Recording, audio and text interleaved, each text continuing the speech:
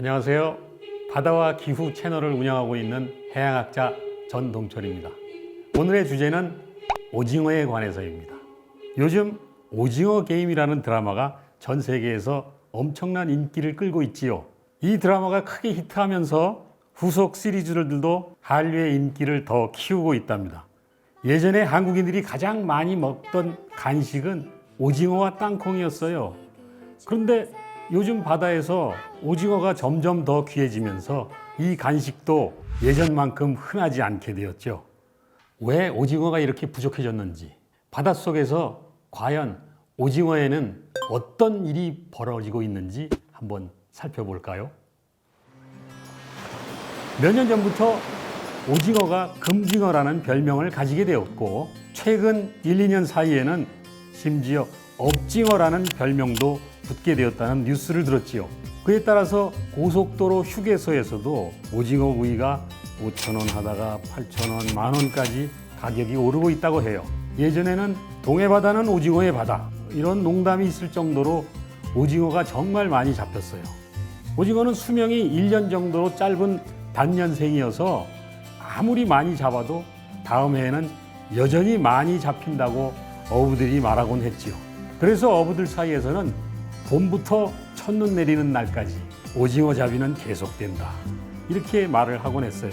동해안과 울릉도에서 오징어를 빨래 널듯이 널어놓은 모습은 아주 흔한 여름철의 풍경이었지요. 옛날 노래의 오징어 트위스트는 울릉도가 오징어의 섬이라는 말을 실감나게 표현한 가사가 있어요. 울렁울렁울렁대는 저녁 가서 오징어가 풍년이면 시집가요. 육지 손님 어서 와요 트위스트 나를 데려가세요. 예전에는 울릉도에 오징어잡이 배가 300척 이상 있었지만 지난 10년 사이에 3분의 1로 줄어들어서 지금은 100척 정도만 남았다고 해요.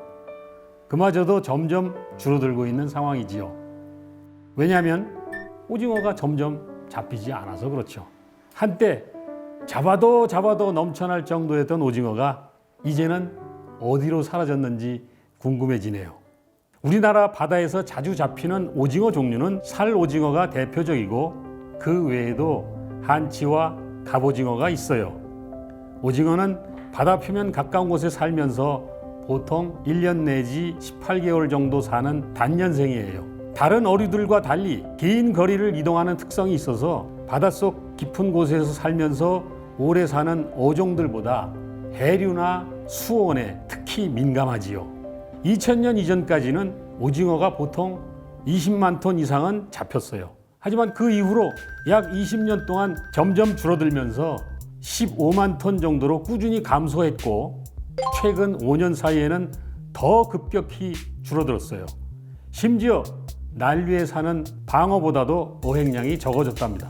방어, 전갱이, 삼치 같은 난류 어종은 지난 40년 동안 어획량이 꾸준히 증가했어요. 또 우리가 잘 아는 멸치, 고등어, 갈치, 꽃게 같은 어종은 2024년에 전년도보다 더 많이 잡혔어요. 어쩌면 지구온난화로 바닷물 온도가 올라가면서 난류에 사는 어종들은 더 많이 잡히게 되었지만 오징어의 어획량은 줄어들게 된 거예요. 국립수산과학원에 의한 보고서에 따르면 1968년 이후 지난 56년 동안 동해의 표층 수온이 평균 1.9도 상승했어요. 물론 중국 어선들이 오징어를 지나치게 잡은 것도 오징어 수가 줄어든 이유 중에 하나지만 사실 가장 큰 원인은 지구온난화로 인한 수온 상승이지요. 우리나라 주변 바다는 이미 10년 이상 전에 아열대 바다로 바뀌었고 북태평양에서 시계 방향으로 흐르는 아열대 순환의 영향을 많이 받아요. 그 중에서도 가장 큰 영향을 주는 난류인 구로시오가 북쪽으로 더 확장되고 있어서 동서남해의 수온이 평년보다 더 높아지고 있어요. 오징어가 원래 이동하던 차가운 바다로 가는 길이 점점 더 어려워지고 있지요. 그래서 오징어가 예전처럼 돌아다니기 힘들어지고 그 결과 오징어 수가 점점 줄어들 가능성이 커요. 우리나라 주변 바다에서는 살오징어, 한치, 갑오징어가 점점 사라지고 있는데 반면에 대왕 오징어를 포함한 전 세계 오징어의 어획량은 오히려 계속 늘고 있다고 해요. 하지만 기후변화로 수온이 올라가고 이산화탄소가 늘고 바닷물 속에 녹아있는 산소가 줄어들면서 열대 바다의 범위가 더 확장되고 있습니다. 이런 변화에 적응하려고 대왕 오징어는 점점 더 차가운 극지방 쪽으로 이동하고 있답니다. 말하자면 대왕 오징어 게임이라고 할 수 있겠지요. 예를 들어서 페루에서 대왕 오징어 가공 업체를 운영하는 어느 한국 교포는 대왕 오징어가 서식지를 이동하면서 페루의 적도 근처에서 어획량이 급격히 줄어든 상황을 경험했어요. 그래서 그는 칠레 중부 해안에 새로운 냉동 가공 공장을 짓고 그곳에서 대왕 오징어를 가공하고 있다는 소식을 전해 들었어요. 최근 극지연구소에서는 북위 77도에서 오징어의 새끼인 유생을 발견했어요. 이는 실제로 바다에서 일어나고 있는 오징어의 놀라운 변화의 한 예시로 북극해가 다른 바다보다 훨씬 빠르게 온난화되고 있다는 사실과 관련이 있다는 걸 보여줍니다.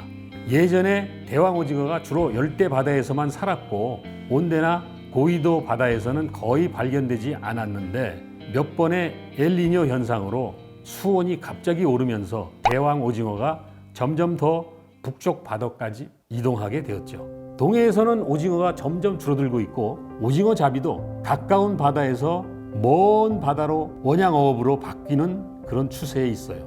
그럼 한국 사람들이 좋아하는 오징어 요리를 계속 먹을 수 있는 방법은 무엇이 있을까요? 첫 번째 방법은 러시아에서 수입한 오징어를 먹는 것이고 두 번째 방법은 북극해나 태평양에서 잡힌 오징어를 소비하는 것일 거예요. 하지만 결국 가장 좋은 방법은 획기적인 오징어 양식 기술이 개발돼서 아마도 양식 오징어를 먹는 시대가 올 것이라고 예상이 됩니다. 구독과 좋아요는 이 프로그램을 유지하는데 큰 힘과 자극이 됩니다. 다음에는 더 재미있는 주제로 또 만나요.